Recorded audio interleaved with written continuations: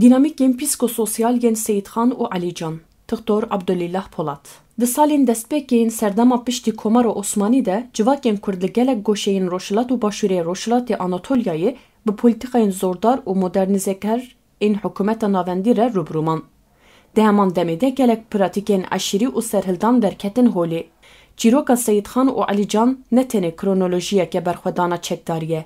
Lê di heman demê de laboratuwareke psîkososyolojîk ku nîşan dide ka çawa bîra birîndar, torên civakî û dînamîkên serokatiyê li seranserê erdnîkariyekê têne hilberandin. Ev gotar rêxistina berxwedanê, mekanîzmayên biryargirtinê yên rêberan, şêwazên tevgerên civakî û bandora bîranînê li ser paşerojên tekakasî û civakî ve dikole. Dema ku perspektîfeke psikolojîk pêvajoyên serokatiyê û biryargirtinê ronî dike, perspektîfek sosyolojîk têkiliyên eşîrî, torên hevgirtina civakî û dînamîkên koçberî û sürgûnê ve dikole. Ev gotar her wiha têkiliya tevlihev a dinavbera polîtikayên navendî yên hikûmeta Komîteya Yekîtî û Geşepêdanê û di tevgerên Ermeniyan de ka çîroka xıyanet û yekîtiyê çawa hat avakirin û ka ev vegotin çawa di bîra civakî ya Kurdan de cih girt birexneyî ve dikole. Portreyên psikolojîk.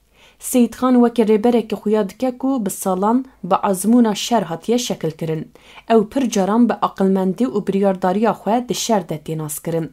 Tew di şert û mercên dijwar de jî ew hewl dide ku moralê komê biparêze û bi taybetî mijara fedakariyê ku bi şehîdbûnê digije lûtkeyê ji bo xurtkirina hevgirtina komê teqez dike.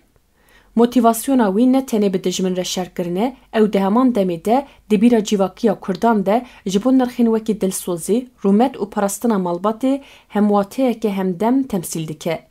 Tevî temenê xwe, Seyidxan bi şiyana xwe ya ku dikêliyên biryardariyê de zû tev bigerin, vekişînên stratejîk bikin, rêça xwe biguherînin û herîkina ewleya îstixbaratê misoger bikin têzanîn.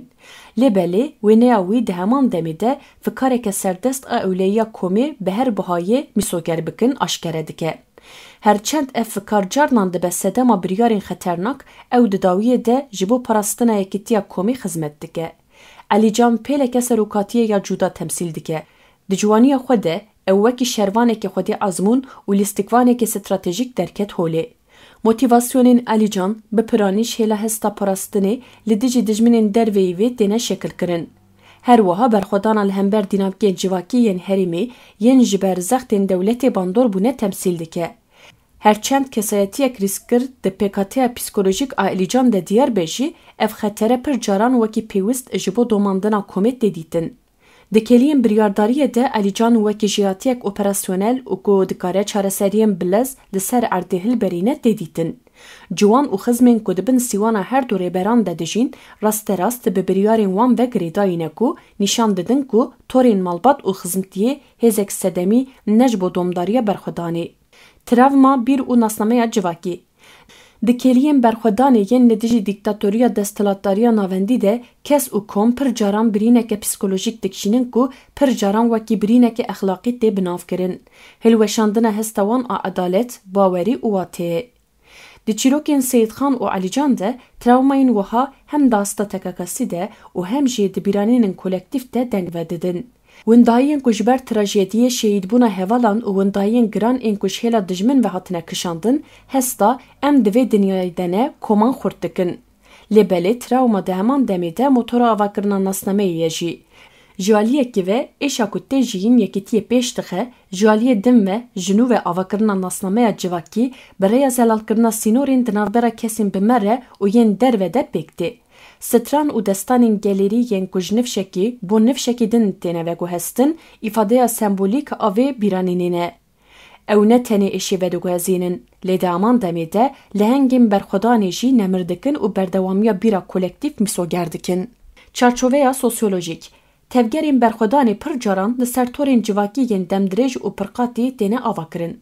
Di çîrokên Seyidxan û Alîcan de veguherînên nav eşîrî, têkiliyên xizmtî û hevpeymanên herêmî dînamîkên bingehînin.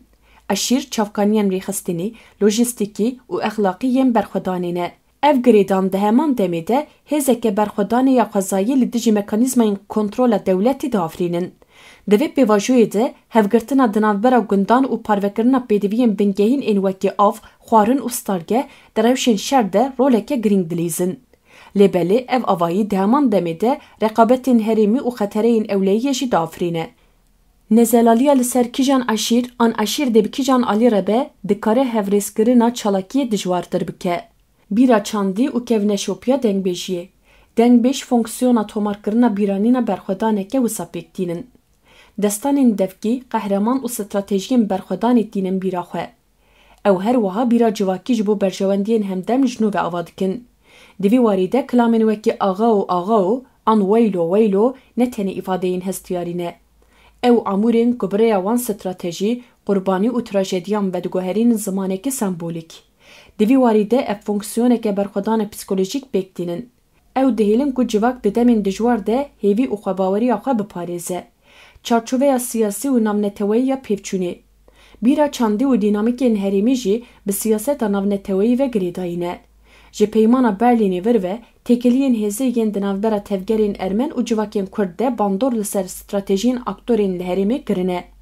Ev gotar lêkolîn dike ka polîtikayên navendî yên Osmanî û kontrol û hevsengiyên ku wê li ser civakên herêmî ava kirine, çawa di nav hêzên ajotinê yên bingehîn de di derketina holê ya tevgerên berxwedana Kurd de bûn. Bi taybetî têkiliyên di navbera dewlet û hêzên eşîrî û milîsan de hevsengiya erênî û neyîniyên siyasî diyar dikin. Di vê çarçoveyê de têgehên wekî xiyanet an wefadarî ne tenê bi biryarên kesane yên di navbera kesan an koman de têne ravekirin, ew di heman demê de baweyeke ku polîtikayên dewletê çîrokên ewlehî û refahê yên civakên herêmî şekil didin ve girêdayîne. Psikiyatrî û tendurustiya derûnî. Başxaneya psikolojîk a berxwedanê. Çîrokên wiha dirêj her wiha aşkere dikin ku ka kes çawa tengasiyê birêve dibin. Rêber û mücahîd dema ku riskên mezin digirin, rê û resim û amûrên axaftinê bikartînin da ku hişmendiya em a komê xurt bikin. Têgeha mezinbûna piştî trawmayê dihêle ku em nîqaş bikin ku pêvajoyên wiha lîgerîna wateyê di rûyê dijwariyan de ji hêla kesan û civakan vediguherînin. Lêbelê her wiha girîng e ku trawmaya kronîk dikare bibe sedema tevgerên xwekujî, hêrsa kolektif û biryarên tundutijî. Barî psikolojîk ê berxwedanê ne tenê li qada şer lê di heman demê de di jiyana gundan, vegeran û avakirina nav û dengê civakî de jî tê hîskirin. Çîrokên îdeolojîk û bîra dîrokî. Ev gotar mijarên wekî têkiliyên Komîteya İttihat û Terakî bi tevgerên Ermenî re wekî çîrok vedikole. Lêbelê armanca me ne ew e ku di nav pêvajoyeke dîrokiya tevlev de dijberiyê çêbikin. Têkiliyên hikûmetê bi aktorên herêmî re hevsengiyek pincer hewce dike. Ji ber vê yekê têpayîn ku polîtikayên navxweyî bi siyaseta derve re li hev bikin. Rageşiya di navbera tevgerên Ermenî û arîstokrasiya Kurd de nîşan dide ku çawa hesabên siyasî û berjewendiyên herêmî li hev dicivin da ku şikil bidin bîranîna serdemekî. Di vê wateyê de ji teoriyên komployê wedetir girîng e ku feydeyên civakî yên sozdayî û lêçûnên civakî yên ku ji hêla hesabên maqûl ên di navbera dewleta navendî û aktorên herêmî de çê dibin werin analîzkirin. Dersên ji bo bîranîn, nasname û pêşerojê. Çîroka Seyidxan û Alîcan ne tenê kronolojiyeke rabirdûyê ye.